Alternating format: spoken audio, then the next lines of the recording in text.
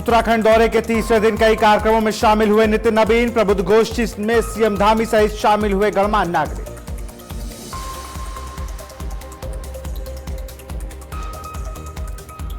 राहुल गांधी के अल्मोड़ा दौरे की तैयारियां हुई तेज। हरीश रावत ने कांग्रेस कार्यकर्ताओं को दिया मंत्र। 4 जून के कार्यक्रम को ऐतिहासिक बनाने की रणनीति बनाई।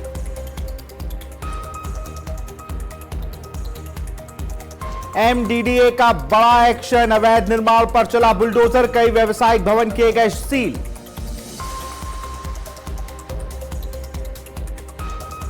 बद्रीनाथ में धीरेन्द्र शास्त्री का बड़ा बयान। कहा देश में हो one nation one election. Lok Sabha Vidhan Sabha चुनाव एक साथ कराने की उठाई मांग।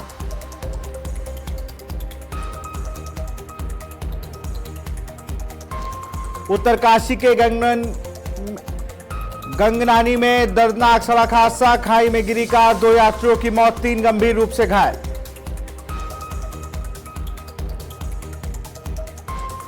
नमस्कार, स्वागत है आपका आज की खबर में और आप देख रहे हैं हमारा खास बुलेटिन देवभूमि। मैं हूं आपके साथ विशाल पंडित और आप मेरे साथ मेरे सोशल मीडिया प्लेटफॉर्म पर भी जुड़ सकते हैं स्क्रीन पे दिए सोशल मीडिया हैंडल्स के जरिए। अब रुक करते हैं खबरों का। देहरादून के सिंधवाला में आयोजित प्रबुद्ध गोष्ठी में मुख्यमंत्री पुष्कर सिंह धामी ने प्रतिभाग करते हुए विभिन्न सामाजिक विषयों पर अपने विचार रखे। इस अवसर पर भाजपा के राष्ट्रीय अध्यक्ष नितिन नबीन सहित कई गणमान्य नागरिक, बुद्धिजीवी और पार्टी पदाधिकारी मौजूद रहे। गोष्ठी में राष्ट्रीय अध्यक्ष नितिन नबीन और मुख्यमंत्री धामी ने संगठन, विकास और जन कल्याण से जुड़े मुद्दों पर अपने विचार साझा किए। उत्तराखंड दौरे के तीसरे दिन नितिन नबीन विभिन्न कार्यक्रमों में भाग लेते हुए पार्टी कार्यकर्ताओं और प्रबुद्ध वर्ग से संवाद कर रहे हैं।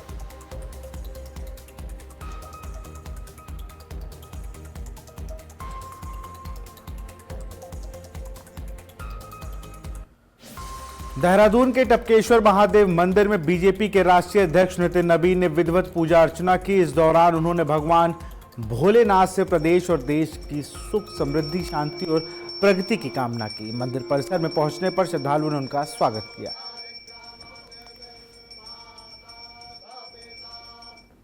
ऐसा मंदिर प्रशासन की ओर से पूर्ण रूप से तैयारियां की गई है और नितिन नबीन जी मंदिर में आएंगे क्योंकि देहरादून में उनकी पहली यात्रा है। उत्तराखंड में आए, उनका मंदिर की ओर से भी हार्दिक स्वागत किया जाता है और मंदिर में वह आएंगे। यहाँ से मंत्रों का उच्चारण करते हुए सभी गुरुकुल से बच्चे लोग आए हैं, ब्राह्मण लोग आए हुए हैं, तो मंत्रों का उच्चारण करेंगे, इनका स्वागत करेंगे। उसके बाद वो मंदिर के अंदर प्रवेश करेंगे, गुफा के अंदर। वहाँ पे भी हमारे आचार्य लोग होंगे और वहाँ जाते ही अभिषेक शुरू होगा, अभिषेक पूजन और संपूर्ण गुफा का वो दर्शन करेंगे। तत्पश्चात फिर ऊपर की ओर आके हम लोगों के पास आके बैठेंगे। उसके बाद हम अपने मंदिर का भी उनको परिचय और यहाँ के इतिहास के बारे में भी बता देंगे। हमारी ओर से और संत समाज की ओर से, हमारे सेवा दल की ओर से हार्दिक शुभकामनाएं उनको। अगली खबर का रुख करेंगे। ऋषिकेश स्थित परमार्थ निकेतन में शुक्रवार शाम श्रद्धा, भक्ति और अध्यात्म का भव्य संगम देखने को मिला। मुख्यमंत्री पुष्कर सिंह धामी और भाजपा के राष्ट्रीय अध्यक्ष नितिन नबीन ने मां गंगा की दिव्य आरती में सहभाग कर प्रदेश, देश और विश्व की सुख, समृद्धि, उत्तम स्वास्थ्य एवं शांति की कामना की। इस अवसर पर नितिन नबीन ने कहा कि गंगा केवल एक नदी नहीं बल्कि भारतीय संस्कृति और सनातन परंपरा की जीवनदायिनी धारा है।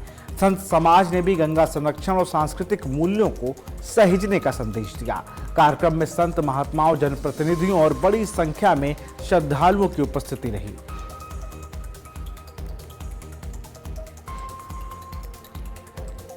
देहरादून में पूर्व मुख्यमंत्री एवं वरिष्ठ राजनेता भुवन चंद्र खंडूड़ी के निधन के बाद वसंत विहार स्थित उनके आवास पर श्रद्धांजलि सभा आयोजित की गई। इस अवसर पर भारतीय जनता पार्टी के राष्ट्रीय अध्यक्ष नितिन नबीन, संगठन महामंत्री बीएल संतोष, केंद्रीय राज्य मंत्री अजय टम्टा, मुख्यमंत्री पुष्कर सिंह धामी सहित कई वरिष्ठ नेता उपस्थित रहे। सभी ने उनके चित्र पर पुष्पांजलि अर्पित कर उनके राष्ट्र सेवा और अनुशासनपूर्ण जीवन को याद किया।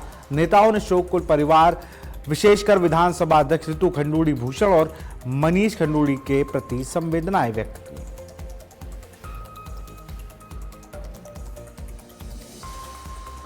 पौड़ी के एकेश्वर ब्लॉक में आयोजित बहुउद्देशीय शिविर में कैबिनेट मंत्री और क्षेत्रीय विधायक सतपाल महाराज ने कहा कि प्रधानमंत्री नरेंद्र मोदी और मुख्यमंत्री पुष्कर सिंह धामी के नेतृत्व में उत्तराखंड में विकास की गंगा बह रही है। उन्होंने बताया कि चौबट्टा खाल विधानसभा क्षेत्र में पिछले 9 वर्षों में सड़क, पेयजल, सिंचाई, शिक्षा और ग्रामीण विकास के क्षेत्र में करोड़ों रुपए की योजनाएं धरातल पर उतरी हैं। शिविर में 19 दिव्यांगजनों को विकलांग प्रमाण पत्र वितरित किए गए, जबकि जन सुनवाई के दौरान 58 शिकायतें और 55 मांग पत्र प्राप्त हुए। कार्यक्रम में विभिन्न विभागों के स्टॉल लगाए गए और सांस्कृतिक प्रस्तुतियों ने भी लोगों का मन मोह लिया।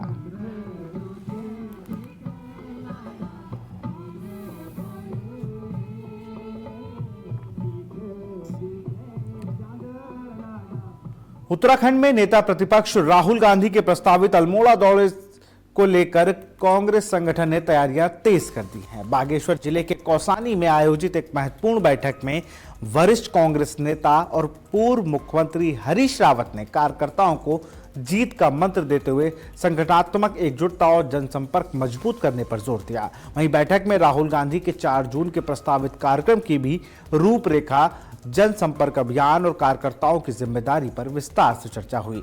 कांग्रेस नेताओं का कहना है कि राहुल गांधी का दौरा प्रदेश की राजनीति में नया संदेश देगा और संगठन को नई ऊर्जा प्रदान करेगा।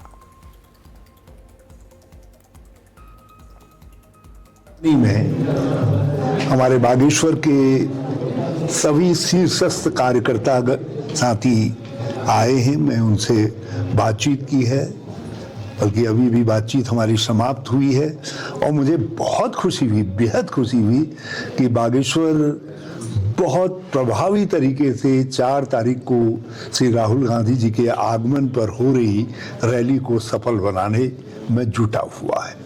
और मुझे बताया गया है कि यहाँ से 1000 से ऊपर लोग आएंगे, वरिष्ठ कार्यकर्ता, दूसरे सब लोग जो है, बहनें भी बड़ी संख्या में आएंगी, नौजवान भी बड़ी संख्या में आएंगे। और मैं अपने साथियों की बातचीत सुनकर, जिनमें हमारे जिलाध्यक्ष, ब्लॉक अध्यक्ष भी हैं, सब लोग सम्मिलित हैं, बड़ा उत्साहित महसूस कर रहा हूँ। और मैं बागेश्वर के कांग्रेस कार्यकर्ताओं को एडवांस में बधाई देना चाहता हूँ और मुझे पूरा विश्वास है कि बागेश्वर की वजह से अल्मोड़ा की रैली में और ज़्यादा जोश और उमंग पैदा होगी। बद्रीनाथ धाम में आयोजित कथा के दौरान बागेश्वर धाम के पीठाधीश्वर धीरेन्द्र कृष्ण शास्त्री ने वन नेशन वन इलेक्शन यानी एक देश एक चुनाव का समर्थन किया। उन्होंने कहा कि देश में बार बार होने वाले चुनाव में होने वाला अनावश्यक खर्च कम करने के लिए लोकसभा और विधानसभा चुनाव एक साथ कराए जाने चाहिए। उनके अनुसार यह व्यवस्था न केवल आर्थिक रूप से लाभकारी होगी बल्कि प्रशासनिक स्थिरता भी बढ़ाएगी। और बद्रीनाथ की साधना के बाद हम भारत को एक मंत्र और देना चाहेंगे। भारत का व्यर्थ का खर्च बचाना है तो वन नेशन वन इलेक्शन होना चाहिए। एक देश एक चुनाव, उसमें ही सब निपटा। एक देश एक चुनाव, उसमें ही सब निपटा। एमएलए भी, एमपी भी, पार्षद भी, मेयर भी और पंच भी और सरपंच भी।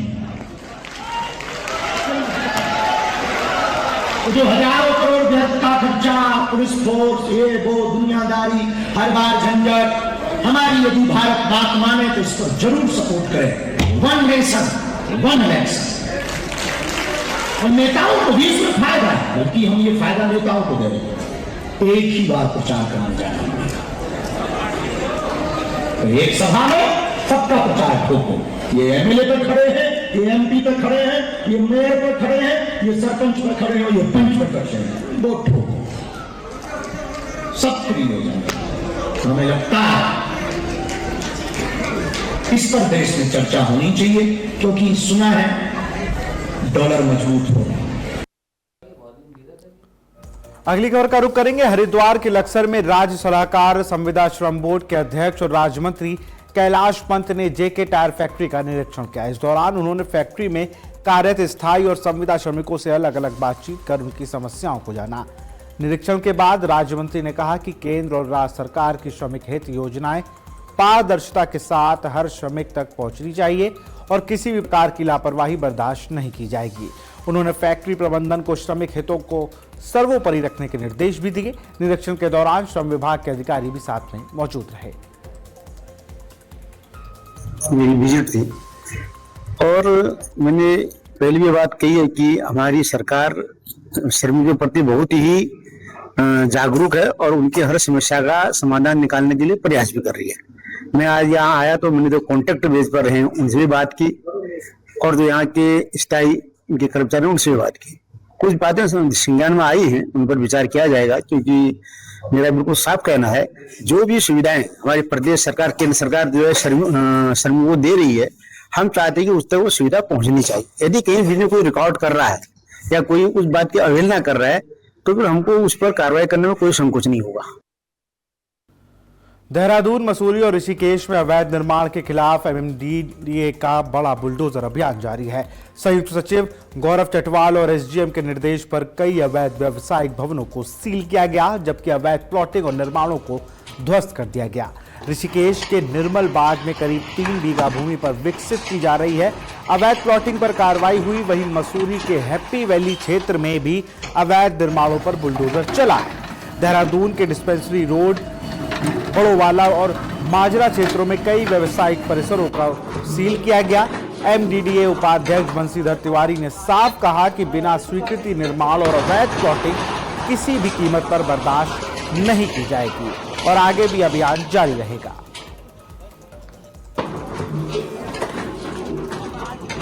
रुद्रप्रयाग के तुंगनाथ चंद्रशिला क्षेत्र में खराब मौसम के बीच आकाशीय बिजली गिरने से एक युवक की मौत हो गई, जबकि एक अन्य गंभीर रूप से घायल हो गया। घटना की सूचना मिलते ही एसडीआरएफ ने देर रात चुनौतीपूर्ण परिस्थितियों में रेस्क्यू अभियान चलाया। तेज बारिश, तूफान और दुर्गम पहाड़ी रास्तों के बावजूद टीम चंद्रशिला पहुंची और मृतक के शव को सुरक्षित नीचे लाकर जिला पुलिस के सुपुर्द किया। मृतक की पहचान लखनऊ निवासी 19 वर्षीय अभिनव वाजपेयी के रूप में हुई, जबकि उनके भाई अभिषेक वाजपेयी घायल हैं। 2 अन्य युवक सुरक्षित बताए गए हैं। एसडीआरएफ के इस अभियान की सराहना की जा रही है।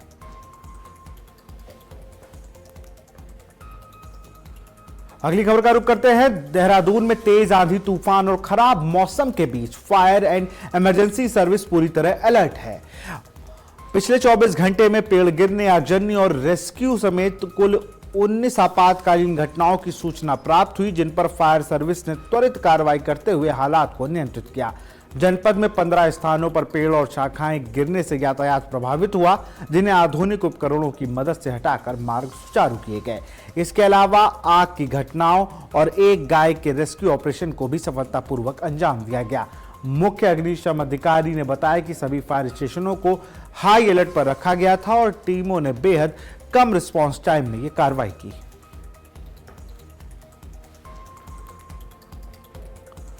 उत्तराखंड में 2027 विधानसभा चुनाव को लेकर राजनीतिक सरगर्मियां तेज हो गई हैं। इसी बीच चमौली की बद्रीनाथ विधानसभा क्षेत्र में एक नया नाम सामने आया है, कमल किशोर डीमरी।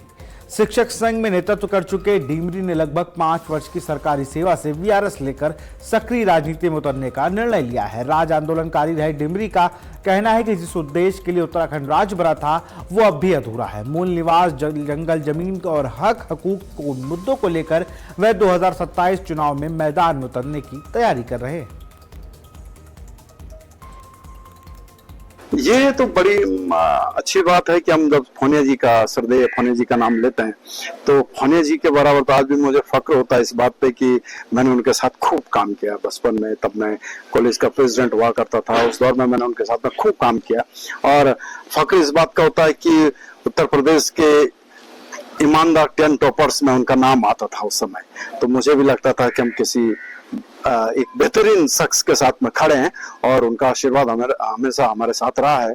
और इसी संकल्प के साथ कि उस प्रवृत्ति के लोग भी हमारे यहाँ से जब हो सकते हैं, उस मतलब देवतुल्य लोग हो हमारे, वैसे लोग जब हमारे पास हो सकते हैं तो क्यों नहीं हम भी प्रयास करें। हमने सीखा है उनसे, तो जो सीखा है उसको आज हम गढ़ने का काम करेंगे, उसका आज हम ग्राउंड पे लेके काम करने का प्रयास। उत्तरकाशी के गंगनानी क्षेत्र में देर रात एक दर्दनाक हादसा हो गया। भटवाड़ी के पास एक स्विफ्ट डिजायर कार खाई में गिर गई, जिसमें 5 लोग सवार थे। हादसे में 2 यात्रियों की मौके पर ही मौत हो गई, जबकि 3 गंभीर रूप से घायल हो गए। सूचना मिलने पर एसडीआरएफ की टीमों ने अंधेरे और दुर्गम परिस्थितियों में रेस्क्यू अभियान चलाया। टीम ने घायलों को खाई से निकालकर प्राथमिक उपचार दिया और अस्पताल पहुंचाया। मृतकों के शव को भी बाहर निकालकर पुलिस को सौंपा गया और इस पूरे घटना से पूरे क्षेत्र में शोक का माहौल है।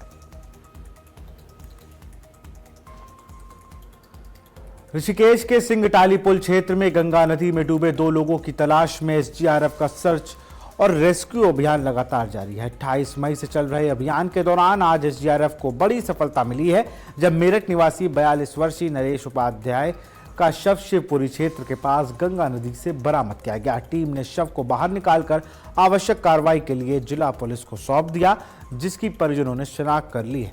वहीं घटना में लापता दूसरी महिला ऋतु महेश्वरी की तलाश अभी भी जारी है। एसडीआरएफ की स्कूबा डाइविंग टीम और राफ्ट टीमें गंगा के विभिन्न क्षेत्रों में लगातार सर्च ऑपरेशन चला रही हैं।